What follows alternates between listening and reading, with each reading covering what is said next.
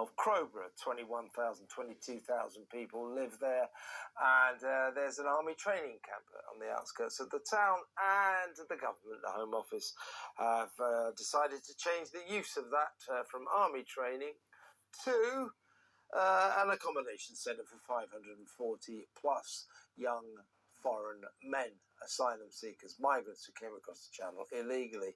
The poor people of Crowborough, since this initiative, don't even know how many guys are in there so far, because the Home Office won't tell them, which I think is an outrage. Today, as there is every Sunday, there will be another mass protest by the people of Crowborough, joined by other protesters who are sick and tired of this invasion. I don't care if that's not the word you're supposed to use, but we have 100,000 asylum seekers around the country in hotels and military camps, disused air bases, houses of multiple occupations all over the country. More and more people are fed up of it.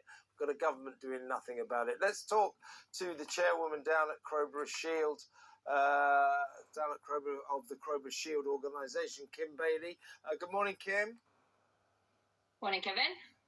You all set for another protest today? We are, absolutely, just praying that the rain will hold off, but even with the rain, it doesn't seem to deter people from coming out. I think last time it rained, we had about 2,000 people still, so yeah, just fingers crossed. I don't like the rain. Yeah, well, no, I remember before Christmas, she said, oh, I'm really worried it's raining and nobody will turn up. You've got the biggest crowd ever. It's huge. I don't think there are any fair weather anti-migrant crisis protesters. They'll come out rain or shine, seriously. Any developments you and I discussed on Friday, this sort of disturbing incident involving this local councillor, Green councillor Anne Cross, announcing in a council meeting, oh, guess what I've been doing? I got my grandchildren to paint. Me and my grandkids got together, we painted Valentine's cards and we're sending them to the migrants, to these young foreign men in the migrant camp, the former army camp in Crowborough.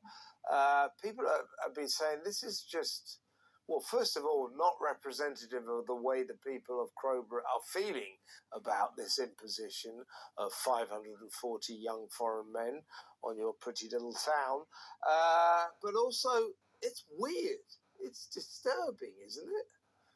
I don't think there's any rational person in the UK or even beyond the UK that would think that sending Valentine's cards from children to single men is a rational thing to do. It's disturbing, and I think she should be utterly ashamed to put those children at such risk. But it's not just her grandchildren, she's putting all children at risk, because, you know, the connotation of Valentine's is romance.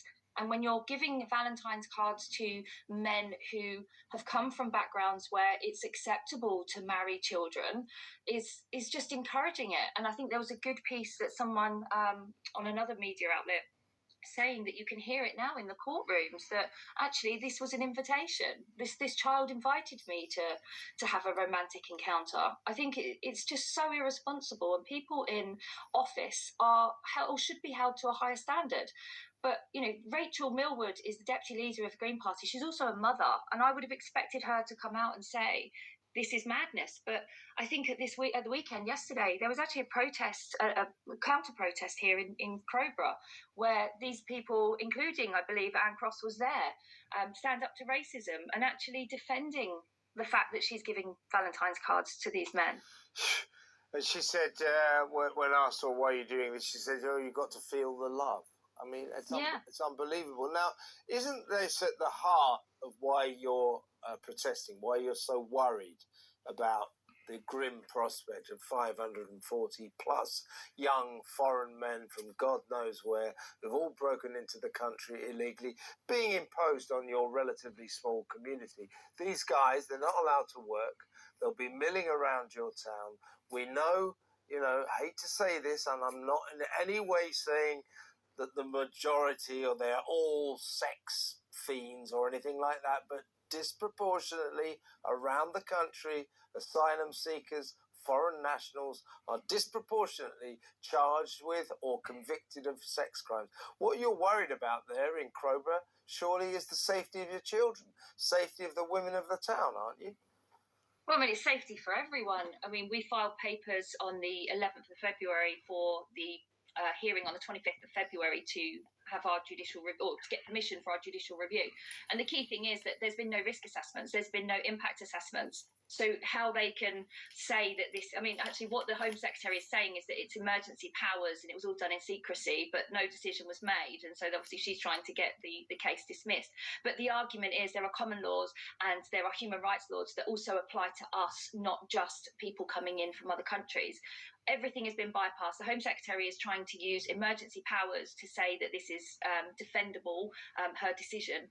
But actually, where's the emergency? What is this emergency? Emergency powers are reserved for times of war and plague, not the fact that we need or want, it's not even a need, we want to close asylum hotels and therefore as a national emergency. So the key thing is that there have been no risk assessments, so no one can ascertain what the risk is to women, to children, to the asylum seekers, to the rest of the town. It's all just been done so underhandedly that there's no documentation. Even Wealdon District Council weren't given information to be able to say, right, you know, where's the infrastructure, where's the things that we can, mitigations we can put into place to make sure that people are safe. It's all just been kind of roughshod through without any consideration and no risk assessment. So yes, everyone is at risk potentially. But one of the things that you don't know at the moment, I mean, you've been in a vacuum of no information from the government all the way along. The Home Office just has not collaborated with you, the local community, in any way. And one of the things you don't know, you know that the capacity of your local army training camp for migrants is, I think it's about 547. They will all be young men of sexually active age, I should say, 16 to 34.